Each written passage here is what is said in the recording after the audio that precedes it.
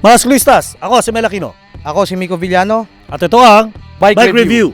Ayan, Paps, alam mo, sa mahal ng gasolina ngayon, talagang commuters natin naghahanap na ng ibang alternative na sasakyan. Oo nga, sakto-sakto. Meron tayo ngayon tatlong e-bikes, electronic bikes from E-Trans. Ayan, so E-Trans electronic scooter. Oo, may mga tatlong unit. Ano bang pangalan nitong isang to, Papi? Well, ito ay tinatawag nating Nini. Okay, ito yata yung M3. Pwede Ito. pang Manila Matnog Manila, no? Ayan, M3, no? And then of course, we have this parang cruiser type na e-bike. Ito po yung tinatawag nilang Z. So Paps, pag-usapan natin ang electronic bike ngayon. There are lots of e-bikes coming out of the market. So ano ba medyo special dito sa E-Trans na ito? Actually, nagamit ko tong tatlo. Yung power, medyo nagulat ako first time ko sumakay ng e-bike. Yung power niya hindi malalayo sa gasoline engine bikes eh. Oo, tapos lalo-lalo na yung looks. Ikaw, ano ba gusto mo dito sa tatlo?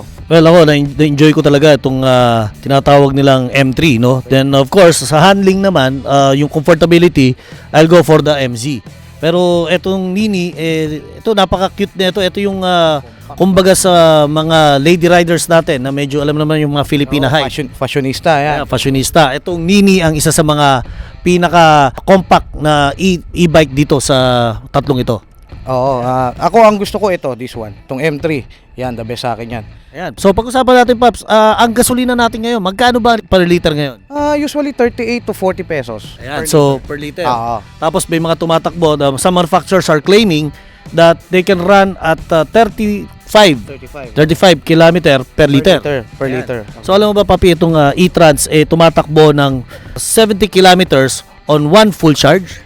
Oh, malayo-layo na yun. Malayo-layo Ikot na. ilang araw mo na maiikot yun. Kung pambahay, pupunta ka kung sa tropa mo, ganun, Ayan. punta ka sa market, pwede na. Pwede. Oo. And of course, ang speed niya naman is 55 kilometers per hour. Kung saan, titignan natin ang kanyang charging period na 5 to 8 hours. And of course, it can run at the charging cost of 15 pesos at isang full charge at 70 kilometers. Ayan. Pwede. So, yung isang full charge niya na tatakbo ka 70 kilometers, 15 lang. Oo. So, nakatipid ka ng roughly around 65 65 pesos. di ba? Oo, Oo. di ba? So mapapansin natin na we have the sizes of the tires. We have itong Nini is a 10-inch. Most of the scooters are running at 800 to 1,200 watts. And the battery is a lead acid 60 by 72 volts at 20 AH. Ayan. Then tire size is 3.5 to 10 tubeless, mga siklistas. And then the load weight. The load weight is 160 to 180 kilograms. Yeah, so tamang-tama sa mga lady riders natin. And of course, the charger, it has an input voltage of 180 240 ACV.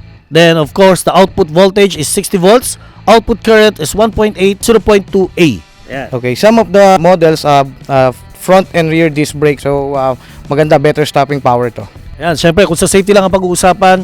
So lumalabas mga siklistas, marami ng mga lumalabas na e-bikes, but of course, E-Trans is one of the leading electronic scooters na makikita nyo ngayon dito sa market natin. And of course, marami silang klase ng modelo, no? So, makikita naman natin ang E-Trans sa yung Farmers Avenue, corner F, Antonio Street, Bambang, Pasig City. Yung number 2 is yung 95E, EDSA, Guadalupe Nuevo, Makati City. Yes, of course, number 3 naman sa 618 JP Rizal Street, Olympia, Makati City. Okay, kung gusto nyo makita yung mga bikes nila, pictures nito, pwede kayong pumunta sa Facebook nila, yung E-Trans Electronic Scooter. And of course, E-Trans, isa rin sa mga dealers natin is Rupali Classics. Just visit them at the Gold Loop, Ortigas Center. Ito po ay tapat lang ng Astoria Plaza. Astoria Plaza. Ayan. Okay. Ladies and gentlemen, these are the E-Trans motorcycle scooter. So muli mga siklistas, ako si Mel Aquino. Ako si Miko Villano. At ito ang Bike Review.